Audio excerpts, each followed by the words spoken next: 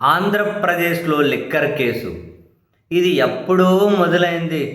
SIT దీని మీద విచారణని చేస్తూ ఉంది.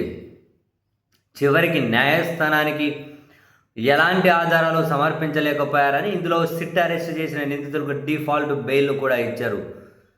అండ్ ఈ కేసులో అరెస్ట్ కాబడిన A1 దగ్గర నుంచి అందరికీ బెయిల్ వచ్చేసాయి.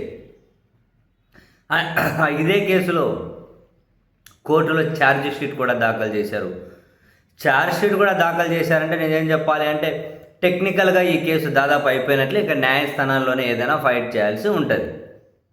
కానీ అనూహ్యంగా ఇప్పుడు మళ్ళీ ఈ మద్యం కేసులలో విచారణని రకరకాలుగా మళ్ళీ తెలుగుదేశం పార్టీ పత్రికల్లో కథనాలు.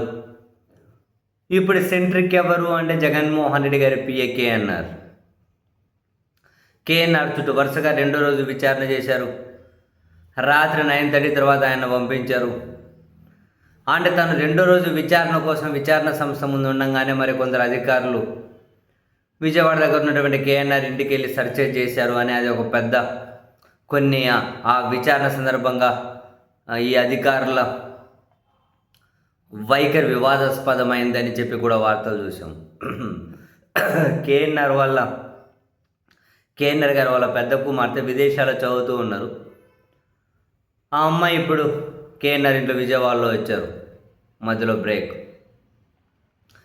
వస్తే అసలు ఆమె పాస్పోర్ట్ ఆమె మొబైల్ ఫోన్ కూడా సీజ్ చేశారు అని వాళ్ళ కుటుంబ సభ్యులు అమ్మాయి ఎందుకు సీజ్ చేస్తున్నారు, ఇవ్వాలి అని చెప్పి ఎంత అడిగినా ఇవ్వలేదు అని చివరికి అక్కడ చేరుకున్నటువంటి దేవినేని అవినాష్ మరికొందరు న్యాయవాదులు పోలీసులతో వాగ్వాదానికి దిగారు. అసలు అమ్మాయి పాస్పోర్ట్ ఎందుకు తీసుకెళ్తారు, ఆ అమ్మాయి ఫోన్ ఎందుకు తీసుకెళ్తారు అని చెప్పి గట్టిగా అడిగేసరికి మొత్తం మీద అమ్మాయి పాస్పోర్టు ఫోన్ తిరిగి ఇచ్చేశారు అని ఈ వార్తలు కూడా చూసాం.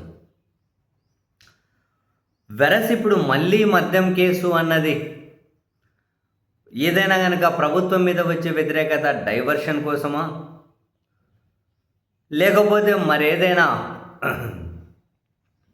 కీలకమైన స్టెప్పు వేయబోతూ ఉన్నారా? అసలు దీని చుట్టూ ఎందుకు ఇప్పుడు ఇంతగానో మళ్ళీ హడావిడి అనేది అంతు చిక్కడం లేదు. ఈరోజు మళ్ళీ వైసీపీ అధికార ప్రతినిధి పుత్తా శివశంకర్ రెడ్డి గారికి అనుకుంటా నోటీసులు ఇచ్చినట్లున్నారు. ఆయన్ను కూడా విచారణకు రమ్మని చెప్పినట్లున్నారు.